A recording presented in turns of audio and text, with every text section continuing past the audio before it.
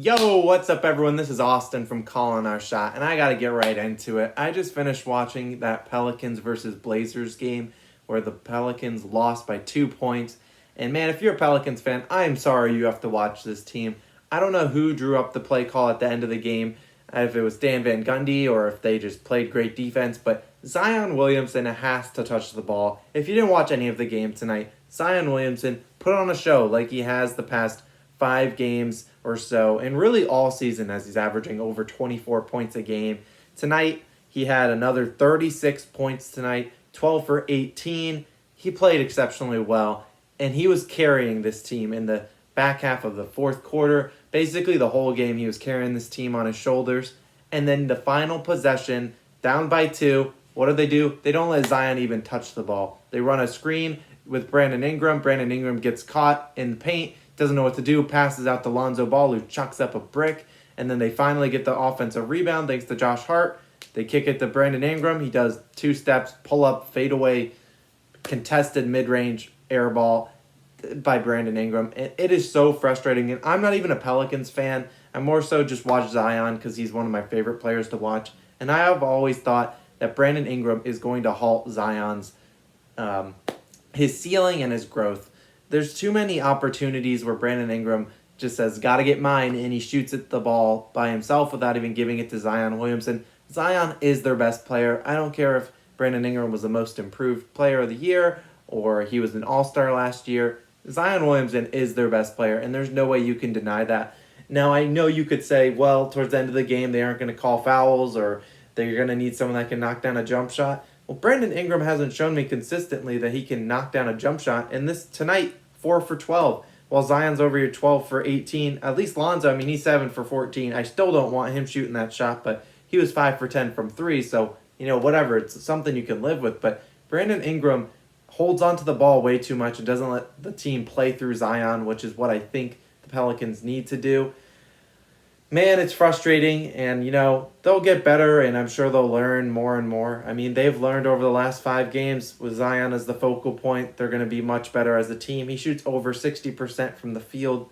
You need him touching the ball almost every possession. He needs to be the focal point, someone that's shooting 18 to 20 shots a night, unlike sometimes he only shoots 12 shots, 10 to 12, while Brandon Ingram's over there chucking up 25 shots, and you're like, man, I don't know. I hope the Stan Van Gundy can figure this out, and this is a growth opportunity for the Pelicans. They know Zion needed to touch that ball, and they're ashamed that they weren't able to get it to him so that he could force overtime potentially. But shout out to, on a more happy note, shout out to Damian Lillard. If he's not in your MVP conversation, I don't know who is. Damian Lillard played out of his mind tonight. Probably his best game of the year. 43 points, 16 assists. He was unstoppable tonight. And, man, he is a joy to watch. One of my other favorite players, Damian Lillard. That's why I enjoyed watching this game through and through. 2 of my favorite players in the NBA and arguably 2 of the most entertaining players to watch. Damian Lillard couldn't be stopped, and he's been carrying this Blazers team on his back. I believe they've won 6 straight games tonight. And, man, was this an entertaining one? I could break down the other games, but I did not watch too much of them. I do see the Pacers beat the Timberwolves in overtime.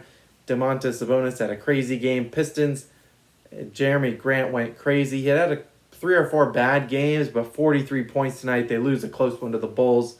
Nuggets versus Wizards. Wizards, big win. They're turning it around. Man, Davis Bertans, shout out to him. He gets a gold medal of the night, but he was unstoppable tonight. What were his final stats? 9 for 11 from 3. 35 points. He was their leading scorer, something that you probably would give to Bradley Beal 99% of the time, but Davis Bertans won them that game. Rockets came back, made this game look closer against the Sixers than it really was. Not going to say much there. Hawks, Trae Young, unstoppable tonight, all fourth quarter, 16 to 18 points. I don't remember his exact line, but he had 40 points total against the Celtics. They could not stop him. Knicks versus Magic, that was a pillow fight and a half. And then the last game, Thunder versus Grizzlies, did not watch much of that. John Morant, a triple-double. Shai Gilgeous-Alexander, 22 points. Thunder weren't going to win that game anyways. But yeah, man, I think that's going to recap the majority of the NBA games tonight. I really just watched this Pelicans versus Blazers game, and I was just disappointed in the way it ended. Zion needed that rock, and it pains me to see that happen. And it doesn't just happen tonight. It happens night in and night out. End of the game, crunch time. Who does it go to? It goes to Brandon Ingram. And would you look at that? I don't know what the record is in games decided by 5 or less points, maybe even just a possession 3 or less.